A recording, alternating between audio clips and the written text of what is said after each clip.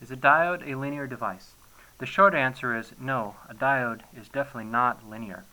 To understand why, it's useful if we first explore what we mean by the term linear and then see how it applies to the diode. In this video, we'll use an informal definition of linearity. It goes something like this. We have some device under test. We're going to inject a signal into that circuit. Specifically, we're going to inject a sinusoid. Now we're going to look at the output of the circuit. If the signal is still a sinusoid, then the device is linear. If it's something else, say for instance we got a triangle wave out when we put a sinusoid in, then we could say the circuit is not linear. In this schematic, we have a signal generator, and we could set that signal generator up to produce, say, 10 cosine of 2 pi 60t if we wanted. We have a device under test and then a load resistor from which to develop our output. So our output would be right here. Now, for this device under test, let's first look at a resistor. You may recognize this as the voltage divider. So all the circuit will do is the output will be a proportion or a ratio of these two resistors, R1 and R2. The important part to notice is that the input is sinusoid, the output will be sinusoid as well. Again, sinusoid in, and we get a sinusoid on the output. The same logic works for other devices as well. For example, we could have replaced this device under test with a capacitor. Sinusoid in, sinusoid out.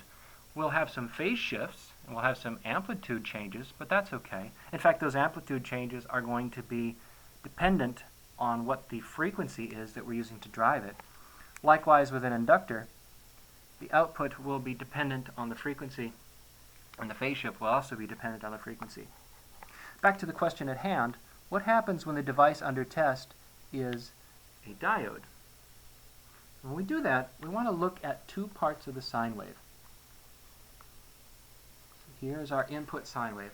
The first part is the upper portion of the sine wave. And what happens when you do that is the current wants to flow this way through the diode. And the diode allows that. So we end up with an output that looks like this. Sometime later, when we want to develop the lower part, or we inject the lower part of the sine wave, the current would want to flow this way. The diode does not allow that.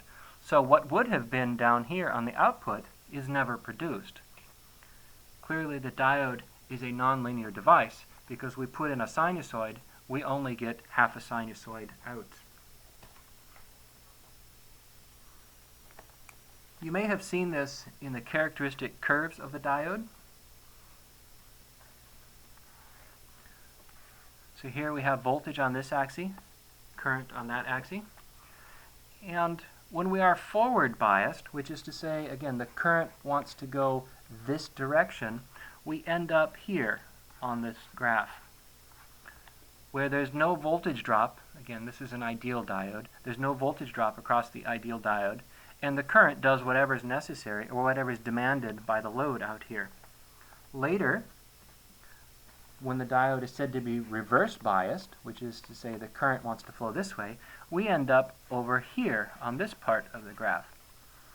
There is no current flow here.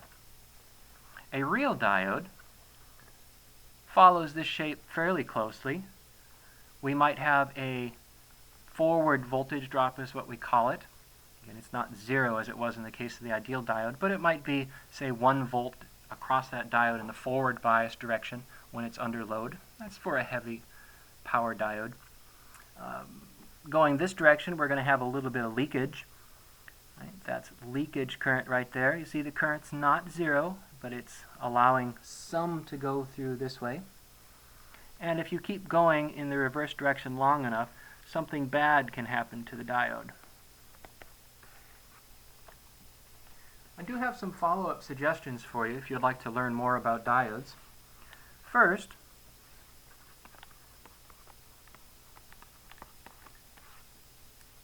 do some research on the web and find out what an LED is.